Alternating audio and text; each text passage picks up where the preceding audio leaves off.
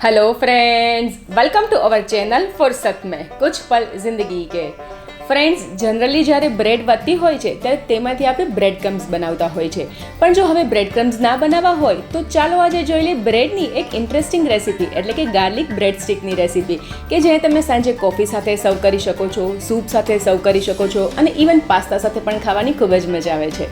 તો without wasting એની time ચાલો ફટાફટથી જોઈ લઈએ ફક્ત 10 જ મિનિટમાં બની જતી અને ખૂબ જ ઓછા ખર્ચામાં બનતી ગાર્લિક બ્રેડ સ્ટિકની રેસીપીને। પરંતુ એ પહેલાં જો તમે હજુ સુધી અમારી ચેનલને સબસ્ક્રાઇબ ના કરી હોય તો તેને સબસ્ક્રાઇબ કરી લેજો અને બેલ આઇકનને પ્રેસ કરીને તેમાં ઓલ બટન સિલેક્ટ કરી લેજો, જેથી કરીને આવી જ નવી વાનગીઓના અપડેટ્સ તમને સૌથી પહેલાં મળી રહે। અને જો તમને અમારો રેસીપી વિડીયો પસંદ પડે તો વિડીયોને લાઇક કરવાનું, શેર કરવાનું અને નીચે કમેન્ટ બોક્સમાં કમેન્ટ કરવાનું ના ભૂલતા, ક્યોંકि કેર કરતે જાઓ, શેર કરતે જાઓ, જિંદગી બહોત ही खूबसूरत है।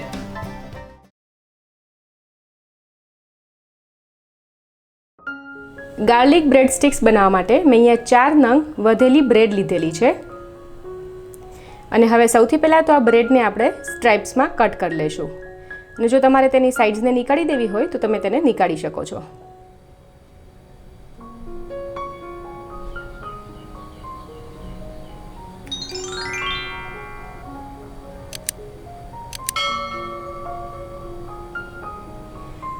તો બધી જ બ્રેડ સ્લાઇસને મેં આ રીતના મીડિયમ સ્ટ્રાઇપ્સમાં કટ કરી લીધી છે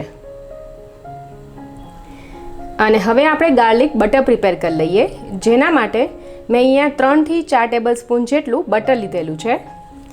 તેમાં આપણે 6 થી 7 લસણની કળીને હાથેથી વાટીને એડ કરી દઈશું અને તમારે જો લસણને વાટીને ના લેવું હોય તો તેને તમે બારીક સમારીને પણ લઈ શકો છો।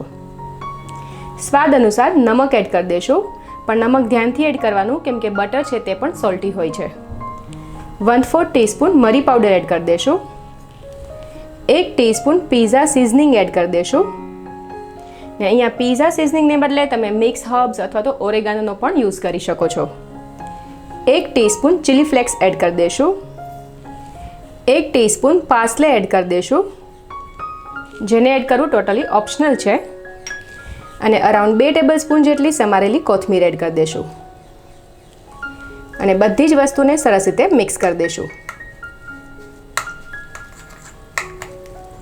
તો બધી જ વસ્તુ સરસ રીતે મિક્સ થઈ અને આપણું ગાર્લિક બટર તૈયાર છે અને હવે પ્રિપેર કરેલા ગાર્લિક બટરને આપણે બ્રેડ સ્ટ્રાઇપ્સ પર લગાવી દઈશું।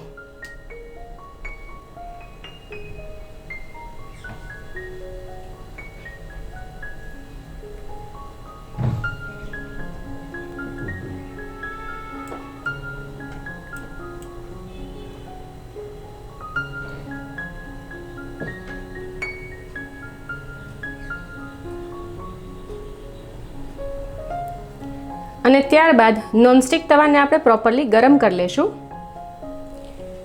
અને તેમાં આપણે આ બ્રેડ સ્ટ્રાઇપ્સને રાખી દઈશું।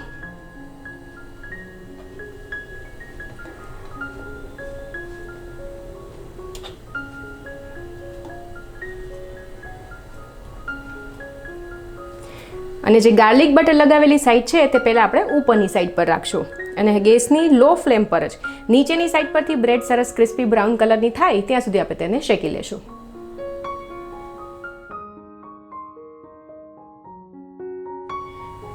અને અરાઉન્ડ 2 થી 3 મિનિટ જેવું શેકાયા બાદ બ્રેડ નીચેથી સરસ ગોલ્ડન બ્રાઉન શેકાઈ ગઈ છે, તો હવે આપણે તેને ટર્ન કરી દઈશું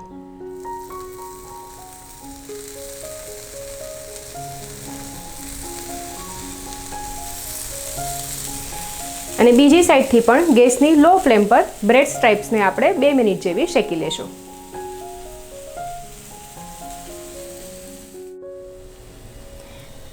અને અરાઉન્ડ 2 મિનિટ જેવું શેકાયા બાદ આપ જોઈ શકો છો ઉપરની સાઈડ પણ સરસ ક્રિસ્પી થઈ ગઈ છે। તો આપણી ગાર્લિક બ્રેડ સ્ટિક્સ તૈયાર છે, જેને સૂપ, પાસ્તા અને ઇવન એમને પણ ખાવાની ખૂબ જ મજા આવે છે। તો હવે આ રીતે આપણે બીજી બધી ગાર્લિક બ્રેડ સ્ટિક્સને તૈયાર કરી લેશું।